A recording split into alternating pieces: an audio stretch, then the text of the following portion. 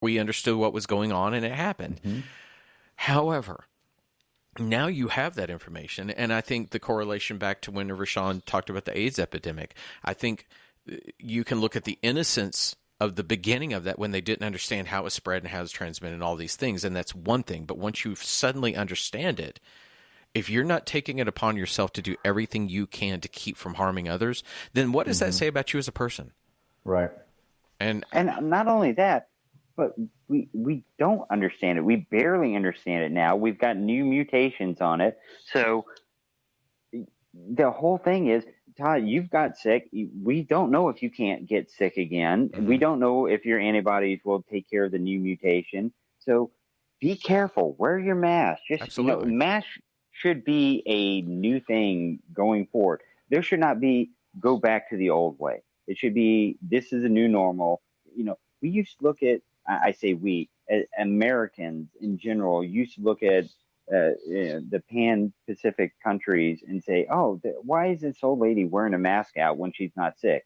She's making sure that she's taking care of herself and other people. And I'm hoping that becomes a new normal where people, I'm coughing today, I'm going to wear a mask. It might be allergies, it might be a flu, it might just be a cold, but I'm going to make sure I'm taking care of other people by taking care of myself. I'd like to see that as a new norm. I'd like to see people that are higher risk for infections, even just the simple flu, higher risk for that, being more cautious about wearing masks out. I think my parents, now that they're in their 70s and one has MS, I could see them wearing masks when they go out now when they didn't before. Mm-hmm. And I would like to see people be more proactive about that than they did. I think it is going to be kind of a little bit of a standard. I do believe we'll get past the point of just kind of everyday use and every walk into the store use, but I see it being adopted again by populations that think that they might be sick or trying to prevent themselves from getting sick. So, again, as somebody who's been through it, my wife, my daughter, and I, my wife also, again, having received the vaccine because working in healthcare, she's now had it, her first dose. The three of us still wear our masks. We still carry hand sanitizer in each of our cars. We still wash our hands religiously, because we understand that just because we've been there doesn't mean we can't go back. I don't want to do it again. It fucking sucked. And what it did to my wife, my poor wife, having diabetes and the shit she went through, we aren't doing that again. Now, to Richard's point, I do see a time, and I have to think about this as a musician, that I sure hope we go back to it again? Because I miss performing. I miss getting up on stage and doing theaters. that. Yeah. And I want to do these things, but at the same time, I have to be responsible. And to your point, Richard, I wonder also, with the idea that maybe will we get back to not having to wear them all the time? I can't help but wonder if I see somebody in public, will I ever be able to trust being around them again? Because when I see those few people in a store that don't have it, I'm kind of like, oh, better not be near you. And it's so weird that just in this year's time, I now understand I need to cover. So I've got that little plexiglass barrier now. I mean, it's not huge. It's the size of a flat screen TV. That's probably not going to go away. Right. I can see that, you. We can pass product back and forth. We can have a great conversation. But there's just this, half an inch thick plexiglass there that just is kind of preventing that back and forth of air and little things like that. I could see that staying up there for forever. So, I'm sorry. I have a question for you. So I don't know who they are, so I'm not going to name names, obviously. Somebody's in your store, they don't have a mask on. You ask them to put their mask on. That happens. We do that, yeah. Yeah. Somebody's in your store, and they're doing the below the nose. We have them pulled up. So if you didn't see it and a customer saw it and asked them to pull it up, would you be offended by that? Would you rather the customer ask you to talk to them and pull it up? Well, just for authority purposes, I would rather the customer approach us and ask them, say this person has their mask below their nose. All right. But this person's not asking the nose, just because we can come with authority before any type of hostility happens. If they want to be mad, they can be mad at me. All right, cool. We do have people pull their masks up if they're down, and we do have them wear masks if they come in. We have spare masks. If you come in and you don't have one, I'm going to give you one. We have a sign up, and you've got hand sanitizer up there and everything. Yeah, we've got it all. I don't want to bemoan the idea that I walk into a store and nobody's there to say, put your mask on. But we've gone to, I don't care, they're a huge chain. We've gone to Target before, and I've seen, there were two young ladies that just walking around without a mask on. And that's a huge chain of stores with huge profits. And I personally, because there are a couple things that I only get through Target, I go there fairly often. Yeah. When I see somebody without the things, my first thought is, why is there no one here telling them to stop and put a mask on? Now, I understand that the kid greeting you at the front is a kid making $10 an hour.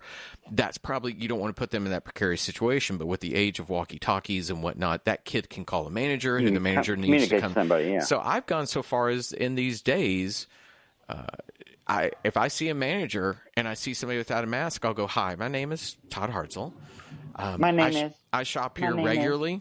I don't tell you that to say that I'm any better than anyone else. However, I give you dollars regularly. And when I look over here and see that, it tells me that they're more important. And I don't think that's the perception you want me to have. And, as long as I feel like, tell these managers, they need to know that those of us, we can be kind about it. And I can say, this is unacceptable to me when I use my power of my money to come here and help support you. And gratefully that the manager, the time that I had to do that, said, I'll take care of that. And they went over and I heard them say, you're not allowed to come in here without that. I hope that, like Richard's saying, here's a mask, wear it. I hope other managers of other establishments are going to say, you have to put this on. There is a mandate in our state. You're supposed to wear it. Yeah. Again, a mandate says you have to do it, and let's stand by it. That was actually really nice. The county and the city and all the county and the city and the state to eventually add that in there, because that's what these businesses need. Mm-hmm. They need that protection of being say, hey, we can get fined. You can get fined. You need a mask on in here. It's one of those things it's very simple. You say no shoes. Nobody has no problem with that. No shirt. Nobody has a problem with that. No service. You throw in no mask and everybody loses their goddamn mind. I know. It's the same principle. Yeah. So you have to come in with your pants on. If you don't come in with your pants on, we're going to kick you out. You literally just usurp my argument. I was going to say, all right, so I took my mask off because I don't wear it. All right, I just dropped my pants because I don't want to wear them. You can infect somebody unless somebody jumps on my dick and I've got an STD. I'm not going to infect somebody. I don't know, Sean. We've all been around you when you dropped your pants, and I think we all felt pretty scared of what was happening. Is that the name of the episode? Unless you jump on my dick. Okay, I want to shift away. This is a bit of COVID talk, but in a different manner. So we had Warner Brothers deciding to release all kinds of stuff out there about that they're going to put all their theatrical release films on HBO Max. The first of those to hit is Wonder Woman 1984. Have we all seen that? Oh my God. Richard and I watched it together. I take it that you guys had the same reaction to that film that I had to it. Oh, the person that has the biggest reaction to this is my wife, JJ. And she was so disappointed with Wonder Woman. Like, has not watched it again. Kelly, the store manager who loved the first movie, was so excited about to see this kind of powerful thing, was so pissed after having watched this movie. She's like, I would not show a young girl this movie. So I watch it day after Christmas with my wife and daughter. My daughter, who's pretty much like me, her reaction was, which when Abby does that, it means, Shelley's reaction, and this is classic of, you ready, Sean? My wife? You don't want to say my wife again? My wife. Anytime you ask Shelley, she's the biggest apologist in the world. Unless you give her bad service, at which point then she's going to blast you. It comes out. Oh, yeah. But when it comes to entertainment, it's so long as she's mildly entertained, she'll go, it's all right. That was her reaction to Wonder Woman, which is a condemnation of that film, because the first time we saw it, she's like, oh my God, it was beautiful. It was so empowering. Yeah. And what I said to him, and I'm going to tell you, I am so baffled by Patty Jenkins, who I think is a very strong filmmaker and strong woman, allowing one element alone in this film, and that is, how do we bring back Steve? We put him in the body of another man, and we have Wonder Woman sleep with another man who she thinks. So now Wonder Woman's fucking crazy, and she's going and boning some guy. Raping somebody. It's like, what the fuck? How could you let that in this movie? Yeah, find a better way to bring. If you're going to wish him back, just fucking bring him back. Don't make it that she's sleeping with strangers. Now. I can see it, Richard. Yeah, I see it coming down. Yeah, so the problem with like the only reason that they brought him back in another body is so they could have that scene at the end where she talks to him, just to say, it's a nice life, and they don't need that. No, we spent too much time on Steve Trevor and too much time on Maxwell Lord for a movie that was supposed to be Wonder Woman.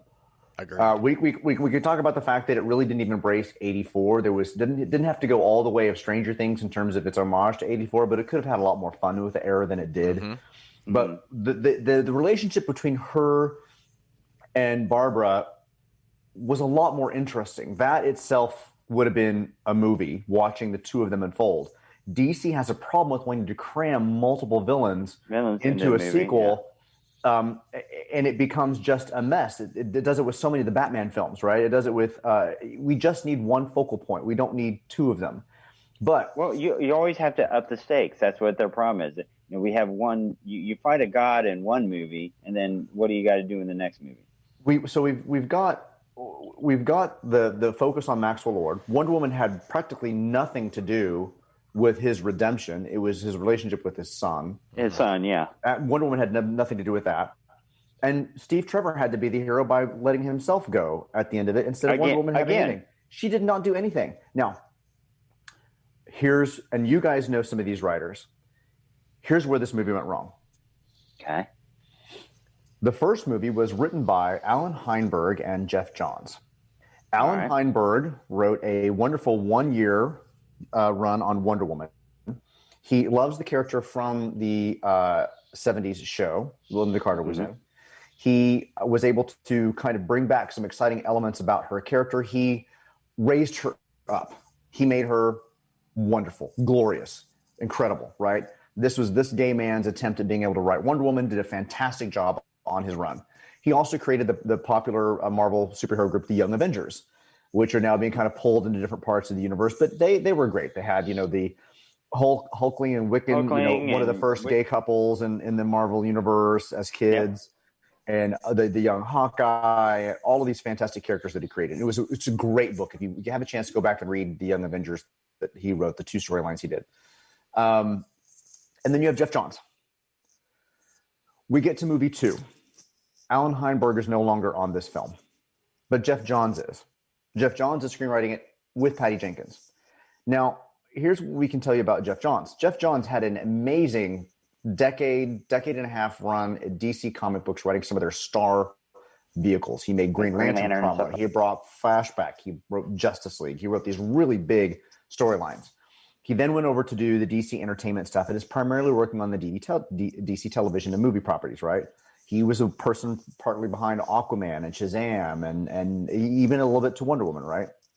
So if you've read any of Jeff Johns' comics of the last decade, we've got Doomsday Clock, we've got Batman 3 Jokers, right? I don't know what's happened to Jeff Johns over the last decade, but he does not write happy stories anymore. He writes bitter characters that are at the end of everything.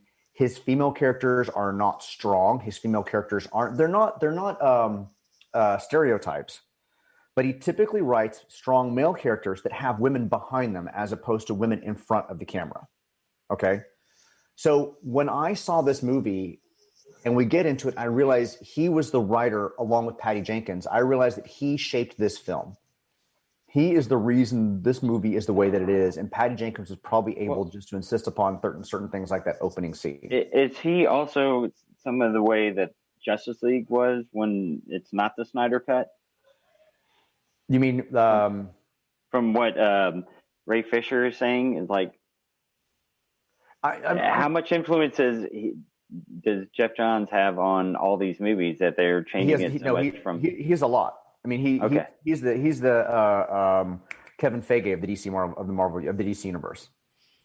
That's what he does. When I look at this film too, and I think that it's all very interesting because it brings to point something that I really thought about, which is the first film. And it happened to be on HBO one night, but right before this came out, I thought, I haven't seen it in a while. I'm going to watch it again. And, do I fault the end of the movie? Do I still think that the battle with the big garbage CG battle? Yeah, with all of the things that we talked about, John Huston, his son Danny is what we think initially is the big baddie in this. And it's a mess. The end